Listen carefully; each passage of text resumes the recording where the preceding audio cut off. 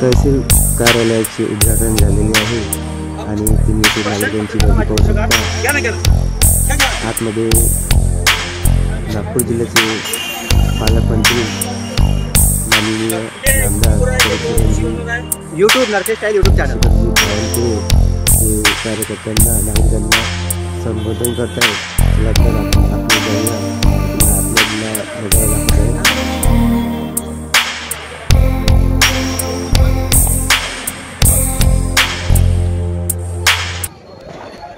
बांधकाम आहे त्या सरकारी बांधकामांना रिव्हर्स सँडची गरज नाहीये। खडीवरनं तयार केलेली रेती, खडीवरनं तयार केलेला जो रेती आहे म्हणजे खडीचा क्रश आहे, डस्ट आहे, ती डस्ट आता रेती या जागेवर पूर्ण 100% वापरण्यात येईल। आता त्याची गरज नाही बाकी रेतीची। आता सरकारी जेवढे बांधकाम जसे बिल्डिंग बनायची आहे तर खडीवरनं जी रेती तयार होईल, स्टोन क्रशरवर जी रेती तयार होईल, स्टोन क्रशरवर जी बारीक आपल्याला पावडर तयार होते त्या पावडरवर सुद्धा आता आपल्याला आपलं घर बांधता येतं। फक्त प्लास्टिकसाठी वापरता येणार नाही, बाकी कॉन्क्रीटसाठी पूर्ण रेती वापरण्याचा निर्णय, ती डस्ट वापरण्याचा निर्णय, स्टोन डस्ट वापरण्याचा निर्णय आपण करणार आहोत। असे अनेक निर्णय आपण घेणार आहोत। खरं तर माननीय आताच आम्ही या ठिकाणी औद्योगिक प्रशिक्षण इमारतीचं नामांकन केलं आहे। आता नरखेडची शासकीय औद्योगिक प्रशिक्षण संस्था ही आता अमृत महाराज शासकीय प्रशिक्षण संस्था या नावाने ओळखली जाणार आहे। त्याचंही नामकरण आम्ही केलं आहे। त्याचंही आता आज आम्ही त्या ठिकाणी कार्यक्रम केला।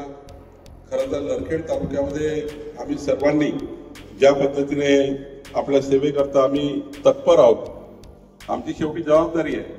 मी पालकमंत्री म्हणून माझी जबाबदारी आहे की नरखेड काटोल विधानसभेत जास्तीत जास्त झुकतमाप दिलं पाहिजे। कारण तुम्ही सर्वांनी, कारण तुमचे तर मी मनापासून आभार मानतो की जेव्हा आम्ही आव्हान केलं की आम्हाला मताचं कर्ज द्या, आमच्या चरणसिंग ठाकूर साहेब हे तुमच्या मताचं कर्ज इमानदारीनं 5 वर्षे काम करून तुमची सेवा करेल असं चांगला कार्यकर्ता चरण ठाकूर, तुम्ही आमची सर्व विनंती आपण मान्य केली। नरखेड तालुक्याने ज्या पद्धतीने आमच्यावर विश्वास केला आणि आज बघा महाराष्ट्राने विश्वास केला, नरखेडने विश्वास केला। आज महाराष्ट्र सरकार बदललं, देवेंद्र फडणवीस सरकार आलं, 14 कोटी जनतेच्या मनातलं सरकार आलं आणि हे सरकार पुढचे 5 वर्ष पारदर्शी सरकार आणि गतिमान सरकार म्हणून काम करणार आहे। आमचं सरकार ते आलं, आपलं सरकार आलं आहे, जनतेचं सरकार आलं आहे, नरखेड तालुक्याचं सरकार आलं आहे, तुम्ही दिलेल्या मतामुळं सरकार आलं आहे। आणि म्हणून नरखेड तालुक्याचं जे कर्ज आमच्यावर आहे मताचं, शेवटी मताचे दान घेऊन पडून जाणारे लोक खूप आहेत, मताचं दान घेऊन पडून जाणारे लोक खूप आहेत। पण चरणसिंग ठाकूरचं जे मत तुम्ही दिलाय हे मत पुढचे 5 वर्ष इमानदारीनं तुमची सेवा करणारं मत आहे। मी तुम्हाला गॅरंटी देतो, गॅरंटी की तुम्हाला कुणालाही असं वाटणार नाही की चरणसिंग ठाकूरला दिलेलं मत चुकलंय, चरणसिंग ठाकूरांना दिलेलं मत चुकलं असं तुम्हाला कुणालाही वाटू देणार नाही। त्याची गॅरंटी माझी आहे। मी या जिल्ह्याचा पालकमंत्री आहे। चरणसिंग ठाकूरांनी आणलेल्या प्रत्येक प्रस्तावाला सही करणं माझी जबाबदारी आहे आणि त्यामुळे काळजी करू नका। जेवढा काही या नरखेड तालुक्याकरता करायचं असेल, जे काही मागचा, माझा दावा नाही की सारं बदलून जाईल, माझा दावा नाही आहे सारं बदलेल, पण माझा एवढा दावा पक्का आहे की आमचं सरकार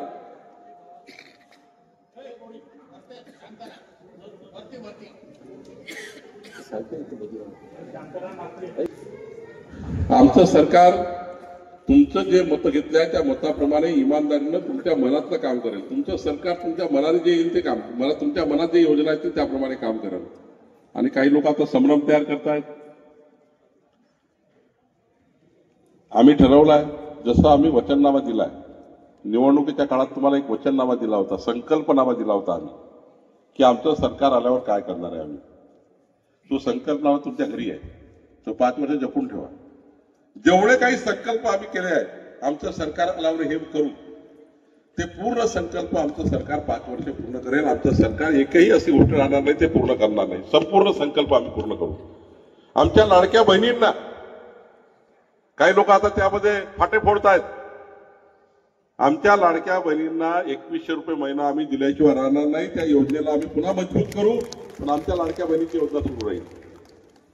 आणि आम्ही ठरवलं आहे पुढचे 5 वर्ष शेतकऱ्याला आम्ही वीज देऊ. पुढचे 5 वर्ष शेतकऱ्याला दिवसानी 12 तास वीज देऊ. 3 वर्षांनी 12 तास वीज चालू होईल. आज चालू होणार नाही, पण दिवसानी 12 तास वीज चालू होईल. काही वेळा आताही चालू करू आपण, पण दिवसानी 12 तास वीज देऊ. पण एकही पैसा शेतकऱ्याकडनं पुढचे 5 वर्ष आम्ही घेणार नाही. पुढचे 5 वर्ष आम्ही घेणार नाही, एकही पैसा घेणार नाही. आम्ही एकही पैसा शेतकऱ्याकडनं घेणार नाही. झिरो बिल, इलेक्ट्रिकचं बिल झिरो, कारण शेतकरी वीज बिल भरू शकत नाही. शेतकऱ्याला वीज जर दिली, शेतकरी एका पिकाचे 2 पिकं घेईल. आणि आम्ही ठरवलं आहे, चरणसिंग ठाकूर आणि मी आता चर्चा केली, जेवढे काही जलसंधारणाचे प्रकल्प आहेत, आता आज खरं तर बोल बच्चन लोक खूप बघितले. निवडणूक हारण्याच्या काळात अशी परिस्थिती निर्माण झाली काही लोकांची. आज काही ते व्यासपीठ नाही आहे. निवडणुकीच्या काळात ही परिस्थिती तुम्ही करून दाखवली आहे. बहिणी भावांनो, तुम्हीच केली आहे, मी नाही केली. इतकी वाईट परिस्थिती तुम्ही केली की स्वतःचा गोटा स्वतःच्या डोक्याला मारायला लागला आणि त्या ठिकाणी काही लोकांना पराभूत करावं लागलं. ही परिस्थिती तुम्ही तयार केली आहे. आणि खरं तरी परिस्थिती चांगली नाही आहे. निवडणूक जिंकण्याकरता अशा ढोंगीपणा चांगला नसतो. खरं तर ही ढोंगीपणा आहे. जीवनामध्ये काम करत राहायचं, कर्तव्य करत राहायचं. मतं देतील नाही देतील लोक, पण ढोंगीपणा करून लोकांना फसवून कधीच मतं घ्यायची नाही. जनतेची इमानदारी सेवा करून मतं घ्यायची. जर जनतेला पटलं जनता मतं देईल, नाही पटलं नाही देणार. आम्ही हारलो निवडणूक, लोकसभेची निवडणूक आम्ही हारलो, पण आम्ही अशी किडीची लढाई नाही केली. आम्ही असं नाही म्हटलं, आम्ही हारलो. आमच्या मशीनवर आम्ही नाही जिंकलो. आता जिंकलो आम्ही तर म्हणजे मशीन खराब झाली. खरंच मशीन खराब होती. पण तुम्ही जिंकलं तर मशीन चांगली होती. तुम्ही लोकसभेत जिंकलं तर मशीन चांगली होती. तुमच्या खासदार जिंकलं मशीन चांगली, नरकेंनी बहुमत दिलं मशीन चांगली, आणि चरणभाऊ ठाकूर निवडून तर मशीन खराब. हे थोडी चालतं असं. खरं तर 14 ते 19 मी पालकमंत्री होतो. आपण अनेक कामं केले, पण आता मी तुम्हाला सांगतो, आता आपला आमदार आहे, मी पालकमंत्री आहे, देवेंद्र फडणवीसची सरकार आहे, नितीन गडकरी साहेब आहे. आणि त्यामुळं लवकरच आपण पूर्ण सरकारची योजना या नरखेड काठोड, आणि माझा दावा आहे पुढच्या 5 वर्षात चरणसिंग ठाकूर ज्या पद्धतीने काम करणार आहे, मी मदत करणार आहे, देवेंद्र फडणवीसची मदत करणार आहे, गडकरी साहेब मदत करणार आहे. पुढचे 25 वर्ष आपल्या विचाराचा आमदार तुम्ही या ठिकाणी आणल्याशिवाय राहणार नाही. ही परिस्थिती या ठिकाणी आपण तयार करून दाखवा. कामात न करू, बोल बच्चन नाही, कामात न करू, कामात न करू. आता मान्य गडकरी साहेबांनी मी परवा गेलो होतो, चरण ठाकूरजी मी.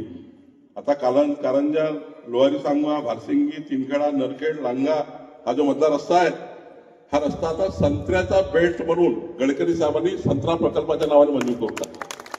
एवढा मोठा रस्ता होता, मोठा रस्ता होता, पूर्ण नरखेड तालुक्याचं भविष्य बदलणारा रस्ता आहे. आणि त्यामुळे त्याचेही काम आम्ही करतोय.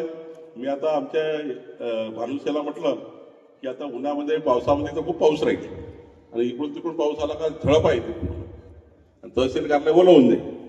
म्हटलं 1-1.5 कोटी 2 कोटी गेले चालत, वर चांगला डोम तयार करा, आणि पावसाळ्या पाण्यामध्ये उन्हामध्ये सुद्धा इथे लोकांना बसता आलं पाहिजे. याकरताही एक चांगला या ठिकाणी 1-1.5 कोटी मंजूर करतो. थोडं वर घ्या, हवा येईल, त्याची झडप बाहेर जाईल, आणि चांगला डोम तहसील कार्यालयाचा.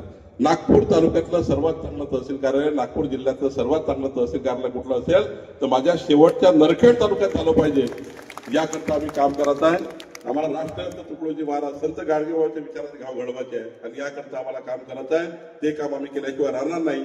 आणि तुमच्या सर्व मतांचं जे आम्ही कर्जदार आहोत, तुम्ही जे आम्हाला मतदान दिलं आहे त्या मताकरता मी तुमचे पुन्हा एकदा आभार मानतो. तुमचा आशीर्वाद असाच कायम राहू द्यावा अशी आपल्याकडनं अपेक्षा व्यक्त करतो.